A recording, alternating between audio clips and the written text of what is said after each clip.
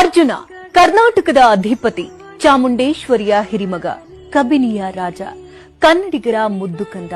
ಇಷ್ಟೆಲ್ಲಾ ಹೆಸರುಗಳನ್ನ ಜನರು ಅವನಿಗೆ ಯಾಕೆ ಕರೀತಾ ಇದ್ರು ಅಂದ್ರೆ ಇದನ್ನೆಲ್ಲ ಅರ್ಜುನ ಪ್ರೀತಿಯಿಂದ ಸಂಪಾದನೆ ಮಾಡಿದ್ದ.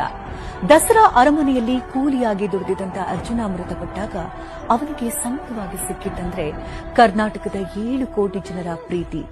ಇದುವೇ ಅರ್ಜುನನಿಗೆ ರಿಟೈರ್ಮೆಂಟ್ನಲ್ಲಿ ಸಿಕ್ಕಂತಹ ಪೆನ್ಷನ್. ಅರ್ಜುನ ತನ್ನ ಕಿರಿಯ ವಯಸ್ಸಿನಲ್ಲಿದ್ದಾಗ ಬಳ್ಳ ಕ್ಯಾಂಪ್ನಲ್ಲಿ ಕಾಡ್ನಲ್ಲಿ ಆಹಾರವನ್ನ ಅರಸಿ ಮೇಯೋ ಕಳಿಸಿರುತ್ತಾರೆ. ಆ ಸಮಯದಲ್ಲಿ ಅದೆಷ್ಟು ಕಾಡಾನೆ ಜೊತೆ ಕಾಳಗವಾಗಿ ಹಿಂತಿರುಗಿದ್ದು ಕೂಡ ಇದೆ. ಆತ ಎಂದಿಗೂ ಏಕಾಂಗಿಯಾಗಿ ಛಲ ಬಿಡದೆ, ಹಿಂದೆ ಸರಿಯದೆ, ತಾನಿದ್ದಂತಹ ಸ್ಥಳವನ್ನ ಬಿಟ್ಟು ಕದಲದೆ ಹೋರಾಡ್ತಾ ಇದ್ದಂಥ ಮಹಾಪರಾಕ್ರಮಿ. ಅವನ ಬಗ್ಗೆ ಎಷ್ಟು ಹೇಳಿದ್ರೂ ಕಡಿಮೆನೆ. ಕೋಂಬಿಂಗ್ ಸ್ಪೆಷಲಿಸ್ಟ್ ಆಗಿ, ಕ್ಯಾಪ್ಟನ್ ಆಗಿ, ಅರಣ್ಯ ಇಲಾಖೆಯಲ್ಲಿ ಕರುನಾಡಿಗೆ ಅವನು ಸಲ್ಲಿಸಿದಂತಹ ಸೇವೆ ಅಪಾರವಾದದ್ದು. ಆದರೆ ವಿಧಿ ಆಟವೇ ಬೇರೆಯಾಗಿತ್ತು. ಅವನ ಹಣೆ ಬರಹದಲ್ಲಿ ದೇವರು ಅವತ್ತಿನ ದಿನವೇ ಅಂತ್ಯ ಅಂತ ಬರೆದಿದ್ದ ಅನ್ಸುತ್ತೆ.